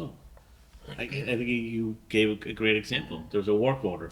You want something done, you submit a work order, That's easy enough to create something like that. Okay, I'm just forewarning, that's all, it's just that. And I think we need more information on what the salary would be for this person, what the budget would be for this person, like, I think we need more, and right now, like you said, Jeremy's maintaining the properties, right? So, But I would like to incorporate this into Jeremy's responsibilities okay, and give Jeremy another person instead Okay. of us creating another department and a department head, which would probably cost additional money, where we already have someone in place where we can give Jeremy the responsibility over the oversight, overseeing the parks, but also give him another person under his direction To do the to work. accomplish a lot of things that may come along with that. well, yeah, because I'm just thinking of programs and stuff like that. I don't know how much Jeremy knows about starting programs. He wouldn't know about Right, the so we would need someone. recreational programs. Right, that's what I'm thinking of. Like if we do a summer program for kids, if 'Cause- we do that, if we do this, like, it's. Are you just looking at a parks department to maintain the fields and equipment, or a park and rec I thought department it was a Parks and Rec. to develop recreation programs? Like we used to run this summer Yeah. summer camp up at To Dufrane's. to my point, Parks is and that Right. you could have someone we could have Jeremy oversee it, and if we're gonna hire someone, we hire someone that can help with the task of those type of things for developing different types of recreation The for the recreation children, part, yeah. but also be able to do some of the other work that needs to be done as well. Because I think you're essentially kind of- Jeremy, Go excuse ahead, me, sorry. because essentially Jeremy is already the Parks Department for the most part. He's maintaining everything, Yeah, right? yeah. So if then he were the go-to person, the supervisor, whatever you would give him as a title, then you would have to have somebody for recreation, which might be able to be a part-time position. We used to have parks. We had the, of course, we had the, you were elected, there were 3 board members, and then when I was on it in Charlotte, one year, we got a position of a director, which did not go well in the end, because of the GAA, the town people agreed to it because GAA said they would be paid that. That never happened. And then when it came up to an override, that was put on there, and that's one of the things that left. And that's why we don't have one anymore.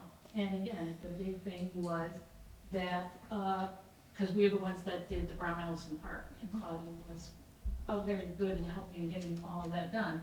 But again, it was one of the, what that went. People said, no, we don't want it, because GAA, was still in effect. And so the only part that we did do at that time was girls softball. Well, I mean, so again, this is something that we're investing in for the town. So why wouldn't we reach out to the town, maybe have some type of meeting and invite people? You know, we are considering a position for Parks and Recreation. What are some of the things that we feel or they feel that we need to accomplish that? I think Mr. Petrus would have a lot of thoughts on maybe that, but some other people to be involved too. So now we're not trying to create something on our own. We're reaching out and getting information from people as to what they feel the need is for that. And then we can kind of digest that and look at that and feel where we need to go with it. And then something else to throw into the mix is, of course, we approved the volunteer form. Mm-hmm. So that kind of gets thrown into that mix too, I would think. Because then they would be working under Jeremy essentially as volunteers. Oh, but that volunteer thing is more like if they want to do something in the park, they're asking for permission to do it. Correct. But I would But there is think some Jeremy would oversight, have to Jeremy. oversee it. Right. Right, so Yeah. Yeah. Because that was kind of directly related to GAA sports at Brown Ellison. Yep, To help baseball. out, right. we're talking about it. So how do we reach out to people We just put it on the agenda because not everyone's gonna come, so how do we spread the word out that we're looking for suggestion and help for the Parks and Rec Department? Well, I think we look at The- putting it on our agenda as one of the meetings, and then we put it out previous to that. We have GCAN here. I said I could reach out to Mr. Petrus, and I'm sure you can reach out to some other people that GAA. we can reach out to GAA and things like that. 'Cause that's, I mean, that's what we want. We want the input from, from the people that really see what the involvement, what they need is. Glenn is a good one for GAA. He gets the word out. Because that way it gives us an idea what services are needed and what people are looking for. Sure. We can create a job around that. What the responsibilities would be, look at that point. So are we looking at a meeting in December, January? What are you thinking? December, Chris, we're gonna have a lot to fill in with the licenses and everything, right? So should we put it until after the new year? I think we do have New Year's because we have the gravel pit Yeah, Coming up in- December 4th. December as well. Yeah. We're gonna have a busy December. We're gonna have town administrator things turn that out too, so I think we just put it off till You wanna put it January. off to the 3rd or the second meeting in January? That way we have a date. Yeah. Sure. Sure. So a second meeting in January. Winter will be here too, so everything kind of slows down in the parks. So Kathy, if we put it on the agenda, we can just put it as old or any other business and we'll just do tentative the second meeting in January. Okay. All right, so to respect our town council's time, for old business, are you guys okay with tabling that until Monday? We only have another week before we meet again. Yes. Okay. Everyone's Agreed, yep. All right, so we will now go into executive session 30A-21.5 to investigate charges of criminal misconduct or to consider the filing of criminal complaints and only come out of session to end the regular meeting. Roll call vote, Dufresne, aye. Labonte, aye. Sexton, aye. Thank you.